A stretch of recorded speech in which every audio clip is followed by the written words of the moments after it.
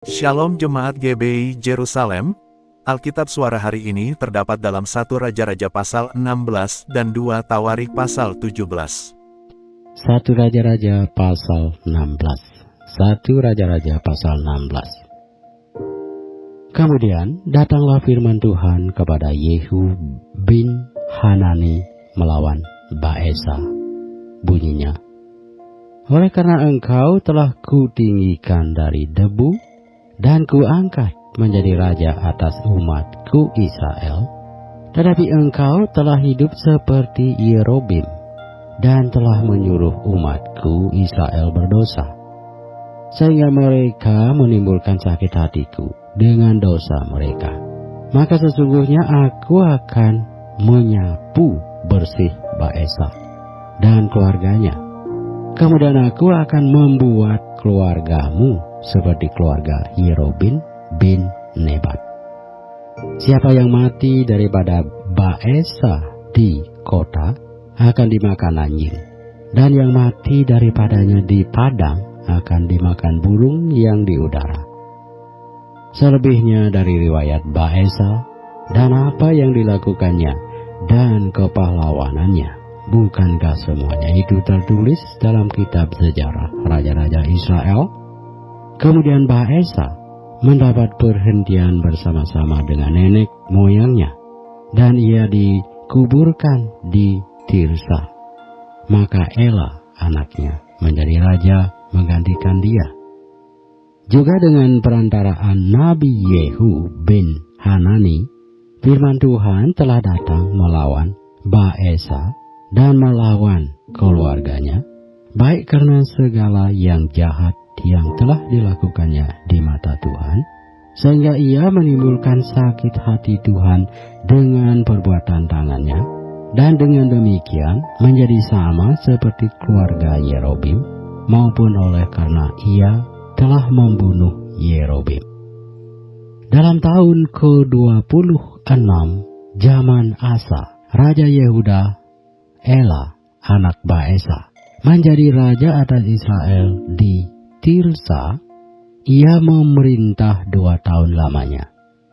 Simri pegawainya yang menjadi panglima atas setengah dari pasukan kereta mengadakan persepakatan melawan dia.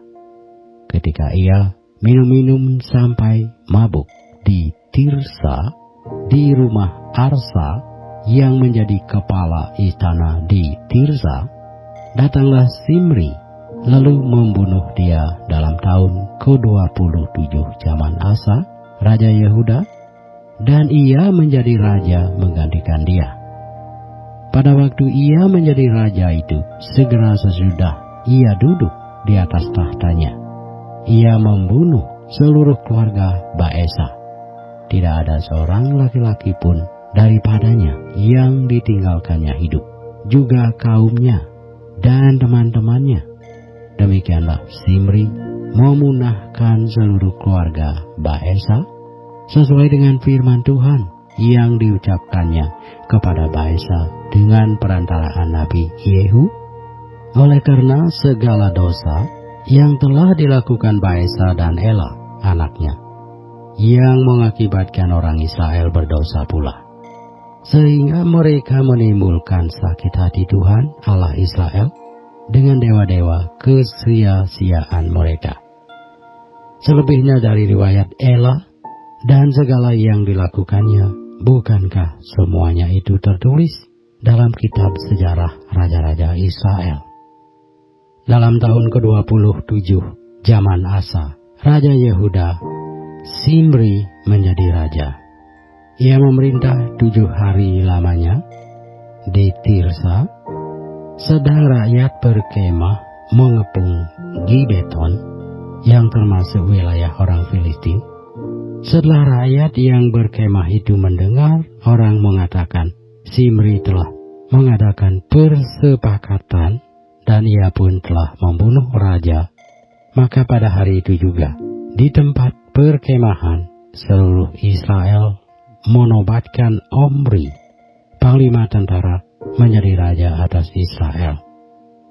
Kemudian Omri dengan seluruh Israel maju dari Gibeton, dan mereka mengepung Tirsa.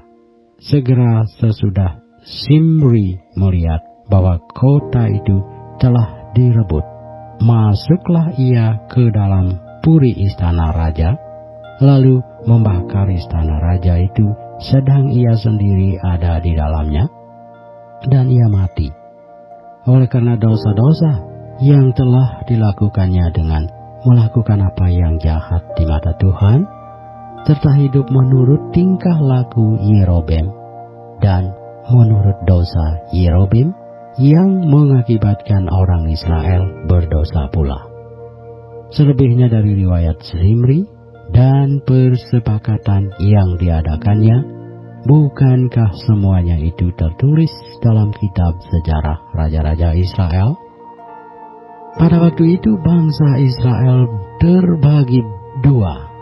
Sebagian dari bangsa itu mengikuti Tibni bin Ginat dan bermaksud mengangkat dia menjadi raja, dan sebagian lagi mengikuti Omri.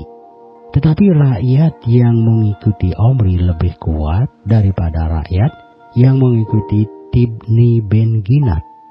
Sesudah Tibni mati, maka Omri menjadi raja. Dalam tahun ke-31 zaman Asa, Raja Yehuda, Omri menjadi raja atas Israel dan ia memerintah 12 tahun lamanya. Di Tirsa, ia memerintah 6 tahun lamanya. Kemudian ia membeli gunung Samaria daripada Semer dengan 2 talenta perak. Ia mendirikan suatu kota di gunung itu dan menamainya Samaria, menurut nama Semer, pemilik gunung itu. Omri melakukan apa yang jahat di mata Tuhan, dan ia melakukan kejahatan lebih daripada segala orang yang mendahulunya. Ia hidup menurut segala tingkah laku Yerobeam bin Nebat, dan menurut dosa Yerobeam yang mengakibatkan orang Israel berdosa pula, sehingga mereka menimbulkan sakit hati Tuhan Allah Israel dengan dewa-dewa kesia-siaan mereka.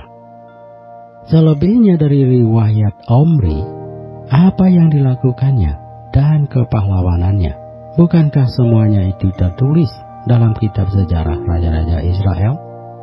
Kemudian Omri mendapat perhentian bersama-sama dengan nenek moyangnya, dan ia dikuburkan di Samaria. Maka Ahab anaknya menjadi raja menggantikan dia. Ahab anak Omri menjadi raja atas Israel dalam tahun ke-38 zaman Asa, Raja Yehuda, dan Ahab bin Omri memerintah 22 tahun lamanya atas Israel di Samaria. Ahab bin Omri melakukan apa yang jahat di mata Tuhan lebih daripada semua orang yang mendahuluinya. Seakan-akan belum cukup ia hidup dalam dosa-dosa Yerobeam bin Nebat, maka ia mengambil pula Isabel, anak Etbaal, raja orang Sidon, menjadi istrinya, sehingga ia pergi beribadah kepada Baal dan sujud menyembah kepadanya. Kemudian ia membuat mezbah untuk Baal itu di kuil Baal yang didirikannya di Samaria. Sesudah itu Ahab membuat patung Asiera, dan Ahab melanjutkan bertindak demikian sehingga ia menimbulkan sakit hati Tuhan Allah Israel lebih dari semua raja-raja Israel yang mendahuluinya. Pada zamannya itu Hiel orang Betel membangun kembali Yeriko dengan membayarkan nyawa Abiram anaknya yang sulung. Ia meletakkan dasar kota itu, dan dengan membayarkan nyawa Segub anaknya yang bungsu, ia memasang pintu gerbangnya sesuai dengan firman Tuhan yang diucapkannya dengan perantaraan Yosua bin Nun. 2 Tawari Pasal 17. Maka Yosafat anaknya menjadi raja menggantikan dia sebagai pemimpin Israel. Ia memperkuat dirinya dengan menempatkan tentara di semua kota yang berkubu di Yehuda dan pasukan-pasukan pendudukan di tanah Yehuda serta di kota-kota Efraim yang direbut oleh Asa ayahnya. Dan Tuhan menyertai Yosafat karena ia hidup mengikuti jejak yang dahulu dari Daud bapa leluhurnya dan tidak mencari Baal-Baal, melainkan mencari Allah ayahnya.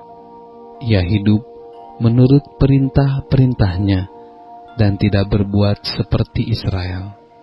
Oleh sebab itu, Tuhan mengokohkan kerajaan yang ada di bawah kekuasaannya. Seluruh Yehuda memberikan persembahan kepada Yosafat, sehingga ia menjadi kaya dan sangat terhormat. Dengan tabah hati, ia hidup menurut jalan yang ditunjukkan Tuhan. Pula, ia menjauhkan dari Yehuda segala bukit pengorbanan dan tiang berhala. Pada tahun ketiga pemerintahannya, ia mengutus beberapa pembesarnya, yakni Ben-Hail, Obadjah, Zakaria, Netaneel, dan Mika untuk mengajar di kota-kota Yehuda. Bersama-sama mereka turut juga beberapa orang Lewi, yakni Semaya, Netanya, Zebadja, Asael, Semiramot, Yonatan, Adonia, Tobia, dan Top Adonia, disertai imam-imam Elisama dan Yoram. Mereka memberikan pelajaran di Yehuda dengan membawa kitab Taurat Tuhan. Mereka mengelilingi semua kota di Yehuda sambil mengajar rakyat. Ketakutan yang dari Tuhan menimpa semua kerajaan di negeri-negeri sekeliling Yehuda, sehingga mereka tidak berani berperang melawan Yosafat. Dari antara orang-orang Filistin, ada yang membawa kepada Yosafat persembahan dan perak sebagai upeti. Juga orang-orang Arab membawa kepadanya kambing domba, domba jantan 7.700 ekor, dan kambing jantan 7.700 ekor. Yosafat makin lama makin kuat, menjadi luar biasa kuat.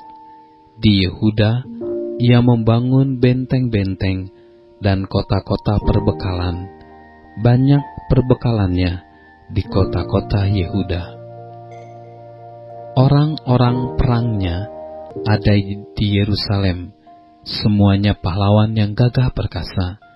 Inilah daftar kesatuan mereka menurut puak-puak mereka. Panglima-panglima dari Yehuda ialah Panglima Adna dengan 300.000 pahlawan yang gagah perkasa.